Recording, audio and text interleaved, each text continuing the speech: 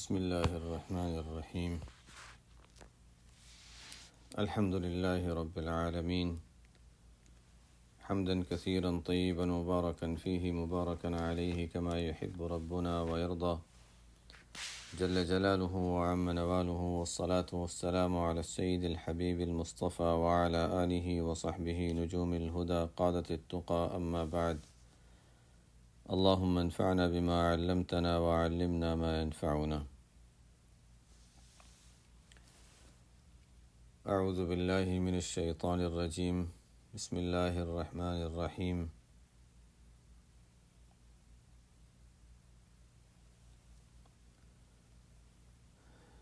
ان اصحاب الجنة اليوم في شغل فاكهون هم وازواجهم في ظلال على الارائك متكئون لهم فيها فاكهة ولهم ما يدعون سلام قولا من رب الرحیم.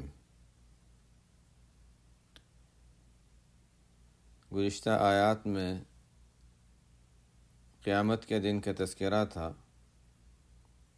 یہ سورہ یاسین کی آیت نمبر 55 ہے. تو گزشتہ آیات میں قیامت کا تذکرہ شروع ہوا تھا. نفخہ اولیٰ کا تذکرہ، پھر نفخہ ثانیہ کا تذکرہ، اور پھر یہ بتایا کہ سب اللہ کے سامنے جمع ہوں گے. اس روز کسی پر ظلم نہ ہوگا، جو جس کے اعمال اس کے مطابق اس کا انعام ہوگا. دنیا دار العمل ہے، وہ دار الجزا ہے. یہاں پر انسان عمل کرتا ہے، کوشش اور محنت کرتا ہے، آخرت میں اس کا نتیجہ اور انجام سامنے آ جائے گا. اب آگے اللہ تعالیٰ اس کی کچھ وضاحت فرماتے ہیں کہ یہ وَلَا تُجْزَوْنَ إِلَّا مَا كُنْتُمْ تَعْمَلُونَ جو پیچھے بتایا تھا کہ جو اعمال تم کرتے ہو قیامت میں وہی اسی کا تمہیں انعام، اسی کا بدلہ تمہیں ملے گا، جزا اور سزا اسی کی ہوگی. تو اللہ تعالیٰ اس کی وضاحت فرماتے ہیں ان اصحاب الجنت اليوم فی شغل فاکہون. بلا شبہ جو لوگ جنتی ہیں، اس میں کوئی شک نہیں کہ جو لوگ جنتی ہیں جنہوں نے نیک اعمال کیے، ایمان اور عمل صالح، یہ دو چیزیں جمع کی، تو جن کے پاس ایمان ہوگا، جن کے پاس عمل صالح ہوں گے، نیک اعمال ہوں گے. اور گناہ تو انسان سے ہوتے ہی ہیں، غلطیاں ہوتی ہی ہیں، اور ان غلطیوں پہ انسان توبہ کرنے کی بھی پابندی کر لیتا. یہی کام ہے کہ انسان کے ذمے جو ذمہ داریاں ہیں شریعت کی وہ انسان ادا کرے، اور جو بچنے کے کام ہیں ان سے بچتا رہے، اور بچنے کے ساتھ ساتھ جو غلطیاں کوتاہیاں ہو جاتی ہیں ان پر توبہ استغفار کرتا رہے. ایسوں کے لیے جنت کا وعدہ ہے.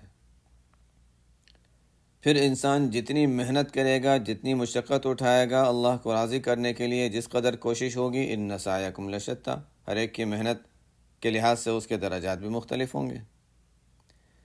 لیکن بہرحال جنتی ہونے میں سب مشترک ہیں کہ یہ سب جنتی ہیں، کسی کا درجہ کم، کسی کا زیادہ.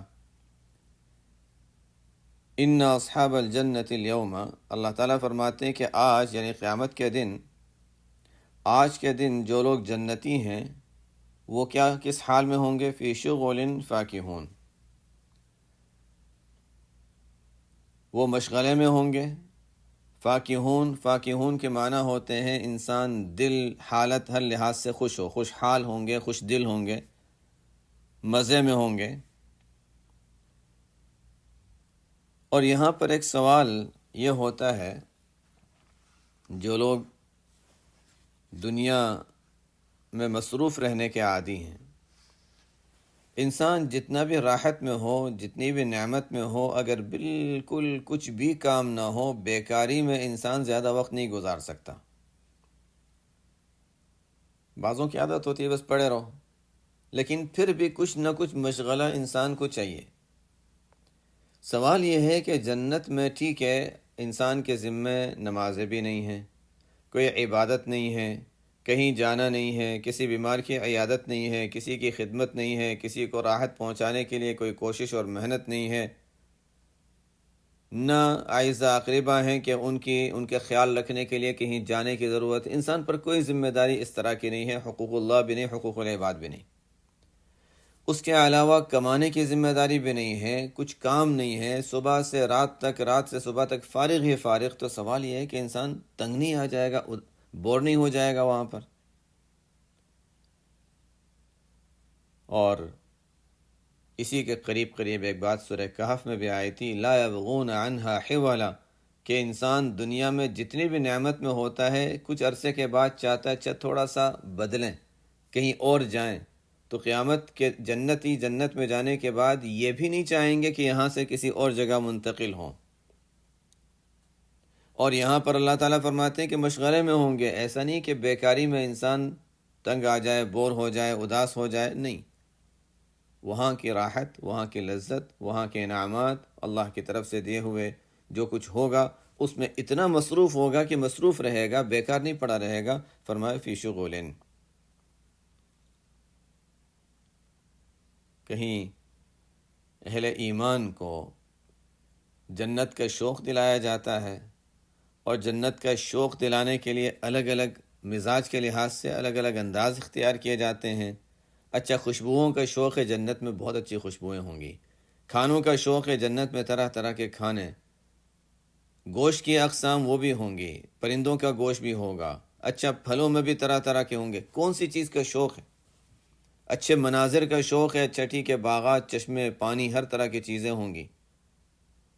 پھر انسان سب کچھ کے بعد کہیں یہ سوچے کہ میں کہیں بور ہو جاؤں گا، شغل انفاق ہون کہہ دیا کہ نہیں نہیں، وہاں تو ایسی کوئی بات نہیں ہے، وہاں تو مشغلہ ہوگا، اور اچھی چیزوں میں انسان کی راحت اور مزے کی چیزوں میں انسان مشغول ہوگا۔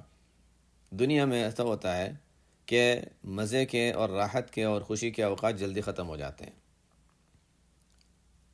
عام طور پر لوگوں کو یہ ہوتا ہے، ویکیشن تھی، اتنے دن بہت مزہ آیا، بس لیکن بس جتنا جلدی گزر گیا۔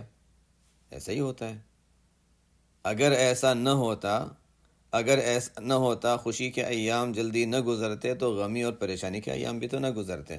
اللہ تعالیٰ نے نظام یہ رکھا ہے کہ دنیا میں خوشی کے دن بھی گزر جاتے ہیں، چاہے اس کا انسان کو اس کی جو لذت ہے، اس کا جو مزہ ہے وہ باقی رہے نہ رہے، بہرحال وہ دن گزر جاتے ہیں۔ اسی طرح مشکل اوقات بھی گزر جاتے ہیں، کچھ وقت کے بعد اچھا ٹھیک ہے وہ مشکل وقت گزر گیا، اب دوسرا اللہ تعالیٰ نے اچھا وقت بھی دکھا دیا۔ ایسا ہوتا ہے دنیا میں، یہ دنیا کا نظام ہے، شکر اور صبر یہ دنیا میں چلتا ہی رہتا ہے۔ خیر، آگے چلتے ہیں۔ ان اصحاب الجنت اليوم فی شغل فاکہون، جنتی آج کے دن مشغلے میں ہوں گے اور مزے اور خوشحال ہوں گے، مزے میں ہوں گے، خوشحال ہوں گے۔ ہم و ازواجہم، اور اکیلے نہیں، ہم و ازواجہم، وہ بھی ان کی بیویاں بھی، وہ بھی ان کی بیویاں بھی۔ اصحاب الجنت میں مرد عورت سب شامل تھے، لیکن کوئی یہ سوچے کہ اچھا شاید اکیلے اکیلے ادھر ادھر نہ ہو جائے درجات کے فرق سے، نہیں، اللہ تعالیٰ ساتھ ملا دیں گے، اللہ تعالیٰ ساتھ ملا دیں گے۔ الحقنا بہم ذریتہم، ہم و ازواجہم فی ظلال، وہ اور ان کی بیویاں سایوں میں ہوں گے۔ یعنی انسان جب کسی اعزاز کے ساتھ کسی جگہ اس کو رکھا جاتا ہے، اعزاز اس کو دیا جاتا ہے، تو اس کے لیے اوپر چھت کا انتظام، سائے کا انتظام، فی ظلال، اور وہاں کے تو درخت ہی ایسے ہوں گے کہ درخت اتنے گھنے اور اتنے چوڑے، احادیث میں آتا ہے کہ ایک گھوڑا سوار تیز گھوڑا پر جانے والا شخص بھی اس سائے سے گزرنا چاہے گا تو ایک کنارے سے دوسرے کنارہ سائے کے ختم تک پہنچنے میں اس کو کئی سال لگ جائیں گے، اگر دنیا کی مسافت کے لحاظ سے دیکھیں۔ لیکن وہاں تو اللہ تعالیٰ مسافت بھی، سپیڈ بھی زیادہ دیں گے، تیزی سے انسان جہاں چاہے چلا جائے۔ اتنا بڑا درخت، اتنا اس کا گھنا سایہ، حالانکہ دھوپ نہیں ہوگی۔ ہم و ازواجہم فی ظلال، وہ اور ان کی بیویاں سایوں میں ہوں گے۔ اور ایسا نہیں ہے کہ اچھا چلو زمین پر ہی لیٹ گئے، جنت کی زمین بھی اس قابل ہے کہ جہاں انسان چاہے لیٹ جائے۔ کیا زعفران کی کوئی حیثیت نہیں وہاں کی مٹی کے سامنے، یہاں کے باغات کی کوئی حیثیت نہیں وہاں کے باغات کے سامنے، یہاں کے مناظر، خوبصورت ترین مناظر دیکھ لیں، کوئی حیثیت نہیں وہاں جنت کے مناظر کے سامنے۔ وہاں پر تو انسان زمین پر بھی لیٹ جائے تو مزے ہی مزے، لیکن اللہ تعالیٰ فرماتے ہیں نہیں نہیں نہیں نہیں، جنتیوں کو زمین پر نہیں لیٹانا، بلکہ علی الارائک، بہترین مزین منقش ان کے لیے تخت ہوں گے، جہاں چاہیں تو بیٹھ جائیں، چاہے تو لیٹ جائیں۔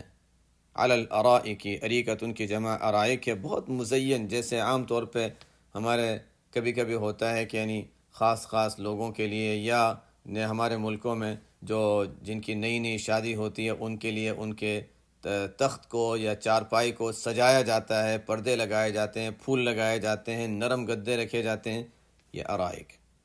لیکن یہ جنت کا ہوگا تو وہاں کے لحاظ سے ہوگا۔ متکئون، اور ٹیک لگائے، تکیہ لگائے بیٹھے ہوں گے۔ یہ کس شخص کا حال ہوتا ہے؟ جس کو کوئی فکر نہیں، کوئی غم نہیں، کوئی پریشانی نہیں، اطمینان، تسلی، کسی کام کی کوئی ذمہ داری نہیں، کہیں پہنچنا نہیں۔ علی الارائک متکئون، لہم فیہا فاکہۃ ولہم ما یدعون۔ اچھا وہاں ہوگا کیا؟ بیٹھے بیٹھے ویسے ہی صرف مناظر اور نظارے ہی کریں گے؟ نہیں نہیں، انسان جب فارغ بیٹھا ہوتا ہے تو کچھ نہ کچھ کھانے کی لذت کی چیزیں انسان کے لیے تفریح کا ذریعہ بنتی ہیں۔ تو فرمایا لہم فیہا فاکہۃ، وہاں پر ان کو ہر طرح کے میوے ملیں گے۔ قرآن کریم میں جنت کے جہاں کھانے کا تذکرہ ہوتا ہے تو فاکہہ کا لفظ عام طور پر بیان کیا جاتا ہے، اور فاکہہ ہم عام طور پر جب فاکہہ کا لفظ استعمال کرتے ہیں تو پھل، فروٹ وغیرہ، میوے، اس لیے کہ عام طور پر جب فروٹ انسان کھاتا ہے تو وہ اپنی جان بچانے کے لیے اور پیٹ بھرنے کے لیے نہیں، بلکہ عام طور پر انسان جب کھاتا ہے تو وہ ایک زائد چیز کے طور پر کھاتا ہے۔ اب نیت پر ہے کہ انسان اس جب فروٹ کھا رہا ہے تو صرف مقصد لذت ہے تو لذت ہی ملے گی، مقصد یہ ہے کہ اچھا اس سے قوت حاصل ہو تو قوت، اور قوت بھی اچھی نیت سے تو ثواب بھی ملے گا۔ جنت میں انسان جو کچھ بھی کھائے گا وہ کوئی بھی چیز پیٹ بھرنے یا ضرورت پوری کرنے کے لیے نہیں ہوگا، بلکہ لذت ہی کے لیے ہوگا، اور لذت کے طور پر کھائی جانے والی چیز فاکہہ کہلاتی ہے، چاہے وہ پھل فروٹ ہو یا چاہے کوئی اور چیز ہو۔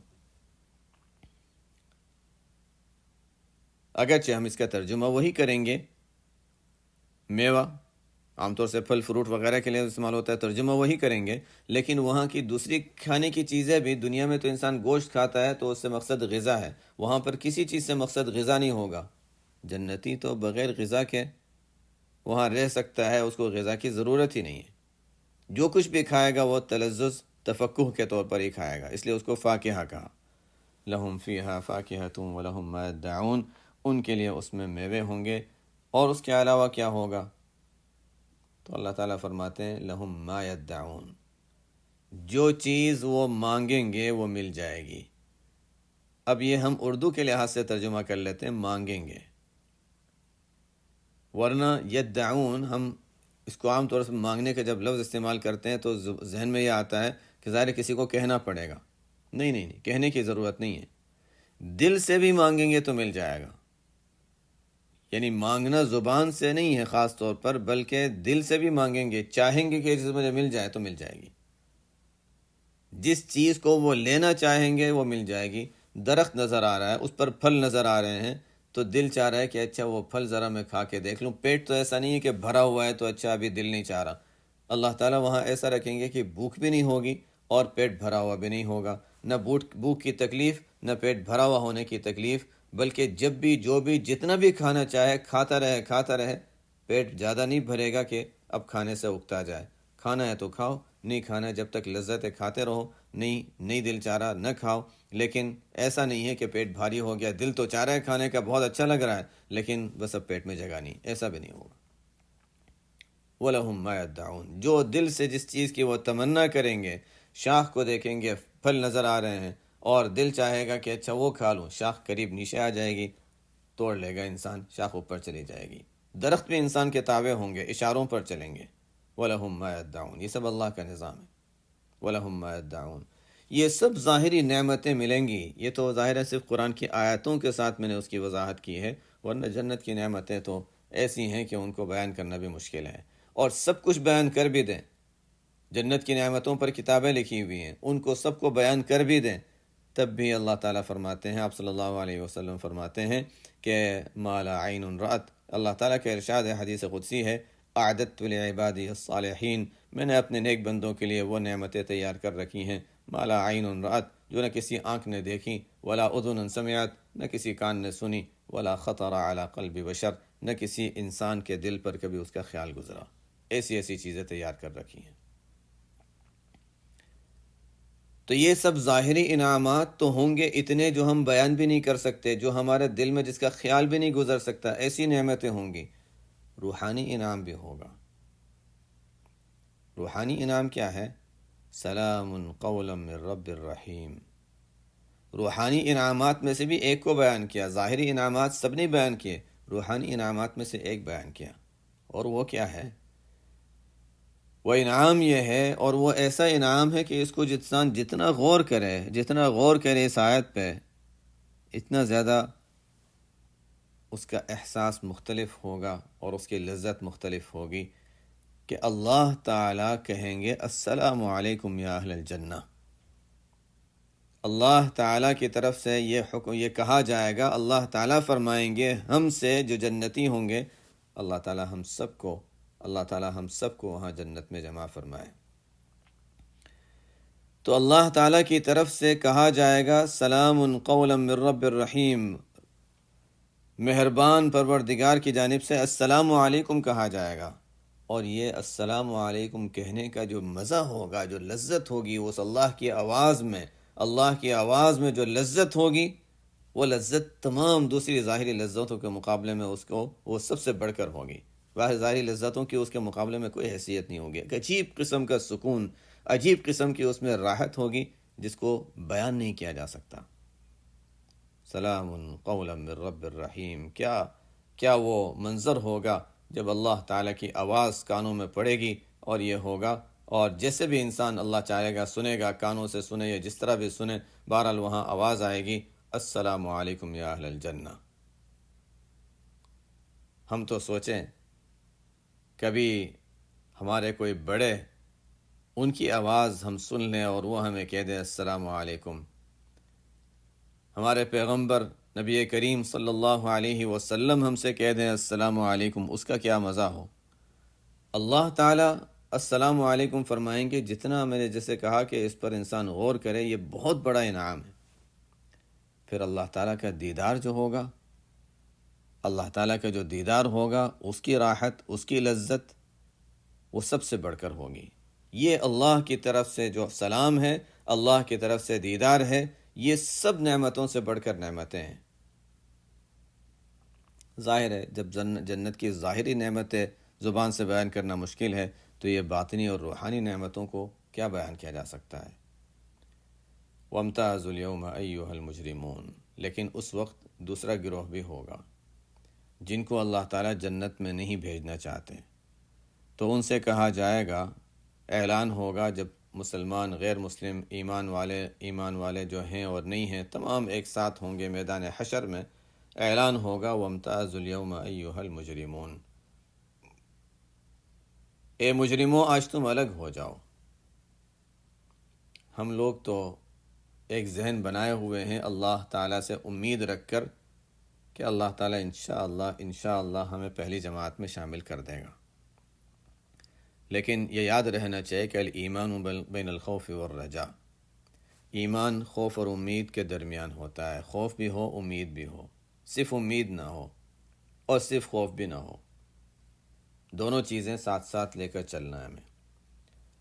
گناہوں سے بچنے کا بھی پورا اہتمام ہو، حقوق کی ادائیگی کا پورا اہتمام ہو، کہیں کسی چیز پر پکڑ نہ ہو جائے.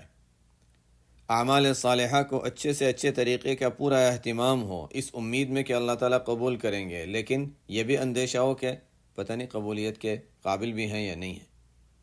اسی لیے ہر عبادت کے اخیر میں استغفار بھی ہے. امید بھی ہو، خوف بھی ہو. حضرت امام اعظم ابو حنیفہ رحمۃ اللہ علیہ عشاء کے بعد مسجد میں عام طور پر گھر کی چھت پر ان کے نوافل پڑھنے کا معمول تھا. گھر میں پڑھتے تھے، کبھی گھر کے اندر، کبھی چھت کے اوپر جا کے. موسم کے لحاظ سے فرق ہوتا تھا. واقعات میں آتا ہے کہ ان کے پڑوس میں ایک دو مکان چھوڑ کر کچھ لوگ رہتے تھے. ایک روز بچہ اپنے والد سے کہنے لگا کہ ابا جان، ہم لوگ روزانہ رات کو جب وہاں دیکھتے تھے تو وہاں ایک ستون نظر آتا تھا. آج وہ ستون نظر نہیں آ رہا. وہ فلانے گھر کی چھت پہ کچھ ستون جیسا ہوتا تھا، وہ نظر آتا تھا، آج نظر نہیں آ رہا. ان کے والد نے کہا کہ بیٹے وہ ستون نہیں تھا، وہ امام اعظم ابو حنیفہ رحمۃ اللہ علیہ نماز میں روزانہ وہاں کھڑے ہوا کرتے تھے، وہ چونکہ بالکل سیدھے کھڑے ہی رہتے تھے نماز میں، ایسا بچہ سمجھا کہ اچھا یہ ستون ہوگا۔ ان کا انتقال ہو چکا تھا، اس کے بعد بچے نے سوال کیا۔ رات کو عشاء کی نماز پڑھی، اور عشاء کی نماز کے بعد مسجد ہی میں سورہ یاسین نفل نماز میں پڑھنی شروع کر دی۔ اب کبھی ہوتا ہے کہ انسان پر ایک عجیب کیفیت طاری ہو جاتی ہے، اور وہ حضرات تو تھے ہی، جب پوری رات عبادت میں لگے رہتے تھے تو ظاہر ہے کیا ان کی عبادتوں میں کتنی قوت ہوگی۔ وہ جنہوں نے صحابہ کو دیکھا، امام اعظم ابو حنیفہ رحمۃ اللہ علیہ تابعی ہیں، صحابہ کو دیکھا ہے، تو ظاہر ہے ان کی کیا کیفیت، ان کے جو حالات، اللہ نے ان کی جو مقبولیت ان کو جو دی ہے، اس سے ہی اندازہ ہوتا ہے کہ اللہ تعالیٰ نے ان کو کیا مقام دیا ہوگا۔ اب رات کو انہوں نے سورہ یاسین شروع کی، پڑھتے رہے، اس آیت پر پہنچے، وَامْتَازُوا الْيَوْمَ أَيُّهَا الْمُجْرِمُونَ، پڑھتے رہے، روتے رہے، پڑھتے رہے اور روتے رہے، وَامْتَازُوا الْيَوْمَ أَيُّهَا الْمُجْرِمُونَ۔ اس بات کے ایک ایسا اثر تھا ان پر کہ گویا اللہ تعالیٰ جب مجرموں سے کہیں گے الگ ہو جاؤ تو میں کون سی جماعت میں شامل ہوں گا۔ کس مقام پر ہوتے ہوئے کتنا خوف تھا۔ بیچارے جو مسجد کے ذمہ دار تھے وہ تھوڑی دیر انتظار کیا اور وہ چلے گئے۔ فجر کی نماز کے وقت پھر وہ اذان دینے کے لیے مسجد میں آئے، اور وقت سے پہلے ہی آ گئے۔ دیکھا امام اعظم ابو حنیفہ رحمۃ اللہ علیہ اسی طرح وَامْتَازُوا الْيَوْمَ أَيُّهَا الْمُجْرِمُونَ، وَامْتَازُوا الْيَوْمَ أَيُّهَا الْمُجْرِمُونَ، اسی کو پڑھتے جا رہے ہیں۔ ان کو محسوس ہوا کہ کوئی آیا ہے، یا انہوں نے شاید کچھ ایسی آواز کی جس سے پتہ چلے ان کو، تو انہوں نے امام صاحب رحمۃ اللہ علیہ نماز پوری کی۔ پوچھا کیا بات ہے؟ کہا کہ فجر کا وقت ہونے والا ہے، آپ تو عشاء کے بعد سے اسی میں لگے ہوئے ہیں اور یہ پڑھ رہے ہیں۔ اچھا، خیال ہی نہیں رہا؟ اچھا دیکھو کسی کو بتانا نہیں، کسی کو بتانا نہیں۔ تو ہو سکتا ہے کہ انہوں نے امام صاحب رحمۃ اللہ علیہ کے حیات میں کسی کو نہ بتایا ہو سکتا ہے، لیکن بہرحال بعد میں یہ واقعہ مشہور ہو گیا۔ ایسے واقعات تو اور بھی ہیں۔ آپ صلی اللہ علیہ وسلم سے بھی اس طرح کی ایک آیت پڑھتے ہوئے پوری رات گزار دی۔ کبھی کبھی ایسا بھی ہوتا ہے۔ وَامْتَازُوا الْيَوْمَ أَيُّهَا الْمُجْرِمُونَ، پڑھنے میں ہم لوگوں کا کیا ہے کہ اچھا زیادہ سے زیادہ پڑھ لیں، ہم نمبر گنتے ہیں، زیادہ سے زیادہ پڑھ لیں۔ آپ صلی اللہ علیہ وسلم کے یہاں صحابہ میں عام طور پر نمبر سے زیادہ یہ ہوتا تھا کہ کتنا دھیان کے ساتھ، کتنے استحضار کے ساتھ پڑھ رہے ہیں۔ خیر ہماری کمزوری ہے، اگر ہم یہ کہیں گے کہ اچھا بس ہم دھیان کے ساتھ چند آیتیں پڑھ لیں وہ بھی ہمارے لیے کافی ہیں، امام صاحب نے بھی ایک ہی آیت پڑھی تھی، ہم بھی ایک آیت پڑھ لیں، تو ہمارا کا پڑھنا اور ان کا پڑھنا ظاہر ہے، تو اس لیے ہم کچھ مقدار بھی مقرر کر لیتے ہیں، اچھا اتنا تو کم از کم پڑھ لیں۔ وَامْتَازُوا الْيَوْمَ أَيُّهَا الْمُجْرِمُونَ، اے مجرموں آج تم لوگ الگ ہو جاؤ، تم جنتیوں کو جنت میں بھیجنا چاہ رہا ہوں، تم لوگ کہیں ان کے ساتھ شامل نہ ہو جاؤ، الگ ہو جاؤ۔ أَلَمْ أَعْهَدْ إِلَيْكُمْ يَا بَنِي آدَمَ أَلَّا تَعْبُدُوا الشَّيْطَانَ إِنَّهُ لَكُمْ عَدُوٌّ مُبِينٌ۔ پھر اللہ تعالیٰ لوگوں سے یہ فرمائیں گے، اے آدم کی اولاد، اے اولاد آدم، کیا میں نے تم سے یہ نہ کہا تھا؟ تاکید، عہد کہتے ہیں کوئی تاکیدی کوئی بات، کسی سے تاکیدی حکم دینا۔ کیا میں نے تمہیں تاکید کے ساتھ، کیا میں نے تمہیں اہتمام کے ساتھ یہ نہیں کہا تھا؟ کیا میں نے تمہیں حکم نہیں دیا تھا اے اولاد آدم کہ شیطان کی عبادت نہ کرنا، وہ تمہارا کھلا دشمن ہے؟ وَأَنِ اعْبُدُونِی، میری ہی عبادت کرنا، ھذا صراط مستقیم، یہی سیدھا راستہ ہے۔ شیطان کی عبادت کا کیا معنی؟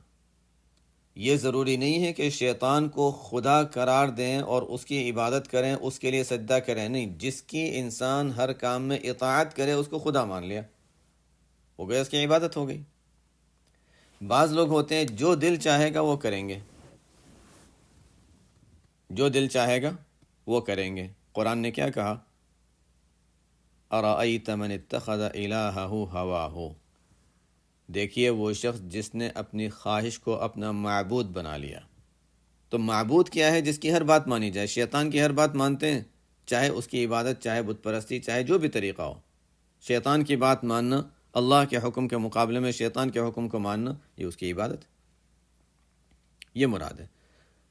کیا میں نے تمہیں حکم نہیں دیا تھا اے اولاد آدم کہ دیکھو شیطان کی عبادت نہ کرنا، وہ تمہارا کھلا دشمن ہے، وہ جو تمہیں کہتا ہے غلط راستے پر اور تمہیں نقصان میں ڈالنا چاہتا ہے، غلط راستے پر لے جاتا ہے، اور میری ہی عبادت کرنا یہی سیدھا راستہ ہے۔ وَلَقَدْ أَضَلَّ مِنْكُمْ جِبِلًّا كَثِيرًا، یہ بھی ان میں سے ہے۔ أَلَمْ أَعْهَدْ إِلَيْكُمْ يَا بَنِي آدَمَ، کیا میں نے تمہیں نہیں بتایا تھا اے اولاد آدم کہ لَقَدْ أَضَلَّ مِنْكُمْ جِبِلًّا كَثِيرًا، کہ وہ تم میں بہت سی مخلوق کو گمراہ کر چکا ہے۔ اللہ تعالی ہمیں بتا چکے ہیں دنیا میں کہ دیکھو شیطان کی عبادت نہ کرو، شیطان کی اطاعت نہ کرو، اور یہ بھی بتا چکے ہیں کہ دیکھو تم سے پہلے بہت ساری مخلوق کو یہ گمراہ کر چکا ہے۔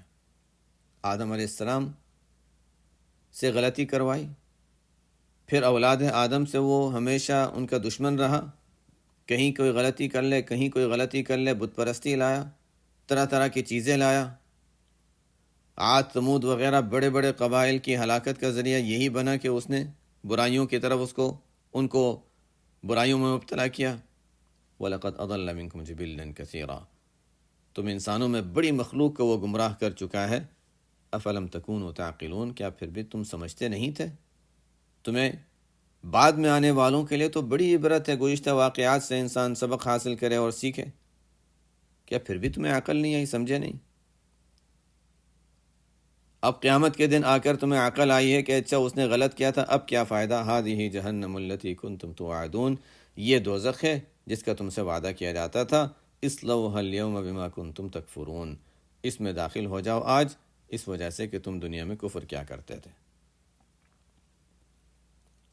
اب شروع میں لوگوں کو موقع ملے گا کہ اچھا اپنی باتیں پیش کرو، اپنے اعذار پیش کرو، آپ کے پاس اگر کوئی بات ہے، کوئی عذر ہے، کوئی وجہ ہے ان گناہوں میں مبتلا ہونے کی، کفر و شرک میں مبتلا ہونے کی وجہ ہے، کوئی عذر ہے، بتا دو، آزادی ہوگی۔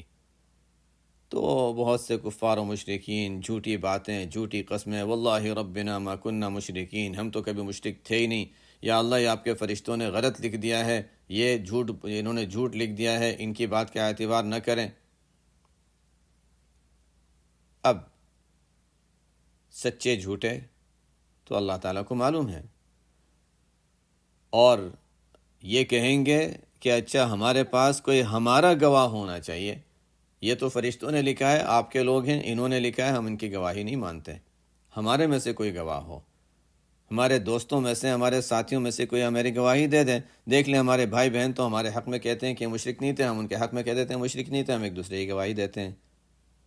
اچھا، اليوم نختم على افواہہم وتکلمنا ایدیہم وتشہد ارجلہم بما كانوا یکسبون، آج ہم ان کے منہ کے اوپر مہر لگا دیں گے، ان کے منہ کے اوپر مہر لگا دیں گے۔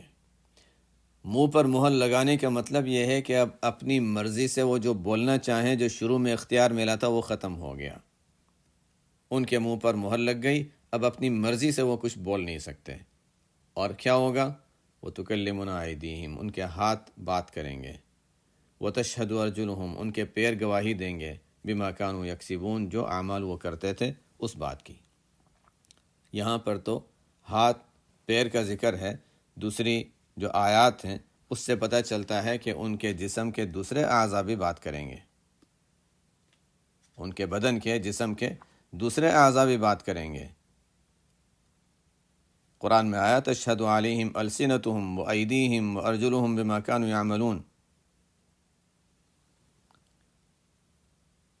تو زبانیں بھی گواہی دیں گی، بعض روایتوں میں آیتوں سے معلوم ہوتا ہے زبانیں بھی گواہی دیں گی۔ شہد علیہم جلودہم، شہد علیہم سمعہم وابصارہم وجلودہم، کان گواہی دیں گے، آنکھیں گواہی دیں گی، ان کے بدن کے حصے گواہی دیں گے، تو یہ سب چیزیں گواہی دیں گی، یہ سب چیزیں گواہی دیں گی۔ اس کا مطلب یہ ہوا کہ ہاتھ بھی بولیں گے، پیر بھی بولیں گے، کان بھی بولیں گے، آنکھیں بھی بولیں گی، جسم کے دوسرے اعضاء بھی بولیں گے، اور اسی طرح زبان بھی بولے گی، لیکن زبان ان کے اختیار سے نہیں، اپنی مرضی سے، اس کہنے والے کی مرضی سے نہیں، زبان اپنے طور سے، ہاں مجھ سے اس نے یہ کلمات کی حلوایت ہے، مجھے ان کاموں میں وہ استعمال کرتا تھا، مجھ سے اس نے یہ برائیاں کروائی تھیں، زبان بھی بولے گی۔ سوال یہ ہے کہ زبان تو بولتی ہے، چاہے انسان اپنی مرضی سے اس کو چلائے یا جیسے بھی، لیکن زبان کا بولنا تو عقل میں آتا ہے، لیکن ہاتھوں کا، پیروں کا بولنا یہ کیسے ہو سکتا ہے؟ خود قرآن میں اس کا جواب ہے کہ یہ لوگ کہیں گے، جب یہ اعضاء بولیں گے تو یہ کہیں گے ان سے کہ اچھا ہم تمہیں بچانے کے لیے، تمہیں آگ سے بچانے کے لیے ہم تمہارے فائدے کی بات کر رہے تھے، تم لوگوں نے کیوں بات کر لی؟ تو وہ اعضاء جواب میں کہیں گے انطقنا اللہ الذی انطق کل شیء، اللہ نے ہمیں بولنے کی صلاحیت دی ہے، اللہ تعالیٰ نے ہمیں بولنے کی اجازت دی ہے، اس لیے ہم بولیں۔ لیکن جو سچ سچ بول دے گا اس کے لیے پھر اس کی ضرورت نہیں ہوگی۔ جو سچ سچ بتا دے گا، یا اللہ ہاں میں نے یہ جرم کیا تھا، ہاں یا اللہ آپ کے فرشتوں نے سچ لکھا ہے، میں ایسا ہی ہوں۔ بعضوں کو اللہ تعالیٰ بلائیں گے اور پردہ ڈال دیں گے تاکہ عام مخلوق کے سامنے اس کی رسوائی نہ ہو۔ اللہ تعالیٰ ان سے پوچھیں گے تم نے فلانے دن فلانے وقت میں فلانا گناہ کیا تھا؟ یہ ڈرا ہوا گھبرایا ہوگا، کہے گا یا اللہ میں نے کیا تھا۔ دوسرا گناہ، تیسرا گناہ، یہ چھوٹے چھوٹے گناہ گنوائیں گے، یہ بھی کیا تھا، یہ بھی کیا تھا۔ یہ گھبرا رہا ہوگا کہ یا اللہ یہ چھوٹے چھوٹے گناہ ہیں، یہ چھوٹی چھوٹی چیزیں ہیں، ان پر اللہ کی طرف سے یہ سوال ہو رہا ہے، ابھی تو بڑے بڑے گناہوں کا تذکرہ آ جائے گا تو میں کیا کروں گا؟ تمام گناہ ابھی گنوائے نہیں گئے ہوں گے، چھوٹے چھوٹے گناہوں کو گنوا کر اللہ تعالیٰ فرمائیں گے، فرشتوں سے کہیں گے چلو اس کو ہر ایک گناہ کے بدلے میں ایک نیکی دے دو۔ یہ کہ یا اللہ یا اللہ ایک اور بھی تو گناہ ہیں، آپ نے بڑے بڑے گناہ تو ابھی گنوائے بھی نہیں، اس کے بدلے میں بڑی نیکیاں مجھے ملنی چاہیے۔ تو بعض ایسے بھی ہوں گے، ان کے لیے ضرورت نہیں ہوگی کہ ان کے اعضاء بولیں اور منہ پر مہر لگ جائے۔ یہ جو جھوٹ بولیں گے، جھوٹی قسمیں کھائیں گے، ان کے لیے ہوگا۔ آگے اللہ تعالیٰ فرماتے ہیں وَلَوْ نَشَاءُ لَطَمَسْنَا عَلَىٰ أَعْيُنِهِمْ فَاسْتَبَقُوا الصِّرَاطَ فَأَنَّىٰ يُبْصِرُونَ۔ دیکھو یہ دنیا میں گناہ کرتے ہیں، غلطیاں کرتے ہیں، برائیاں کرتے ہیں، اور اللہ تعالیٰ ڈھیل دیتے ہیں، کرتے رہو کرتے رہو کرتے رہو۔ اللہ تعالیٰ فرماتے ہیں کہ اگر ہم چاہیں تو ان کی آنکھوں کو مٹا دیں۔ آنکھوں کو مٹانے کے ایک معنی ہو سکتے ہیں کہ اس کی بینائی ختم ہو جائے، آنکھیں ہیں لیکن نظر نہیں آتا۔ اور آنکھوں کے مٹانے کا مطلب یہ بھی ہو سکتا ہے کہ بالکل آنکھ ایسی مٹ جائے کہ بالکل، جیسے بعض مفسرین نے فرمایا کہ طمسہ کے معنی ہوتے ہیں آنکھوں کی جگہ کچھ بھی باقی نہ رہے، سیدھا چہرے والی کھال جو ہے وہی وہاں آ جائے، جس سے شکل بھی انسان کی بدل جائے۔ وَلَوْ نَشَاءُ لَطَمَسْنَا عَلَىٰ أَعْيُنِهِمْ، اگر ہم چاہیں تو ان غیر مسلموں کو، کفار کو، دنیا میں جہاں پر وہ ہیں وہیں پر رہتے ہوئے اگر ہم چاہیں تو ان کی آنکھوں کو مٹا دیں۔ فَاسْتَبَقُوا الصِّرَاطَ فَأَنَّىٰ يُبْصِرُونَ، پھر وہ سیدھے راستے کی طرف دوڑ کر جانے لگیں، سیدھے راستے کی طرف چلنے کی کوشش بھی کریں تو ان کو راستہ نظر نہیں آئے گا۔ قوم لوط پر بھی قرآن کی بعض آیتوں سے معلوم ہوتا ہے کہ ان کی آنکھوں کو اندھا کر دیا گیا تھا، اس کے بعد ان پر پھر عذاب آیا تھا۔ فَطَمَسْنَا أَعْيُنَهُمْ فَذُوقُوا عَذَابِي وَنُذُرْ، سورہ اقترب، ایک جگہ قرآن میں اس کا ذکر ملتا ہے، اقترب للناس حسابهم اقتربت الساعة وانشق القمر، اس صورت کے اندر۔ تو اگر ہم چاہیں تو ان کی آنکھوں کو مٹا دیں، پھر وہ سیدھے راستے کی جانب دوڑنے کی کوشش بھی کریں اور راستہ حاصل کرنے کی کوشش بھی کریں، تب بھی ان کو راستہ نظر نہ آئے۔ دنیا کا راستہ بھی نظر نہیں آئے گا اور آخرت کا راستہ تو نظر آتا ہے، پھر بھی وہ غلط راستے پر چلتے ہیں۔ وَلَوْ نَشَاءُ لَمَسَخْنَاهُمْ عَلَىٰ مَكَانَتِهِمْ، اور اگر ہم چاہیں تو ان کی شکلیں بدل دیں۔ پہلی اقوام میں سے بعضوں پر عذاب آیا تھا، کسی کو بندر، کسی کو خنزیر بنا دیا گیا تھا۔ اگر اللہ تعالیٰ فرماتے ہیں کہ اگر ہم چاہیں تو ان کی صورت ہی بدل دیں، ہم صرف آنکھیں نہیں، ان کی صورت ہی بدل دیں، انسان سے جانور بنا دیں۔ عَلَىٰ مَكَانَتِهِمْ، عَلَىٰ مَكَانَتِهِمْ کے ایک معنی ہے کہ جہاں ہے وہیں کے وہیں فوراً بس خنزیر اور وہ بن جائے، نہیں کہ محل آہستہ آہستہ آہستہ آہستہ، نہیں، جہاں ہے وہیں پر، کوئی گھر میں ہے، کوئی لیٹا ہوا ہے، کوئی کام پہ ہے، کوئی کسی جگہ ہے، جس حالت میں جہاں بھی ہے وہیں پر وہ اس حالت میں بن جائے، ایک معنی۔ اور دوسرے معنی اس کے یہ لیے گئے ہیں کہ اگر ہم چاہیں تو ان کی صورت بدل دیں، ان کو انسان سے جانور بنا دیں، انسان سے خنزیر یا بندر بنا دیں، اور علی مکانتہم، پھر وہ ایسے ہوں کہ جہاں ہیں وہیں رہ جائیں۔ ایک تو ہوتا ہے کہ بندر ہے وہ ادھر جا رہا ہے ادھر جا رہا ہے، یہ وہاں ادھر جانے کے قابل میں نہ رہیں، معذور ہوں کہ وہیں کے وہیں پڑے رہ جائیں، علی مکانتہم، جس کا نتیجہ یہ ہوگا فَمَا اسْتَطَاعُوا مُضِيًّا وَلَا يَرْجِعُونَ، پھر نہ وہ آگے جا سکیں نہ پیچھے ہٹ سکیں، معذور ہو جائیں۔ خنزیر بنا دیں، بندر بنا دیں، وہ بھی ایسے جو معذور ہوں اور چلنے کے قابل بھی نہ ہوں، تو جہاں ہیں وہیں پڑے رہ جائیں، شکل بھی بدل گئی، چلنے کے قابل بھی نہ رہا۔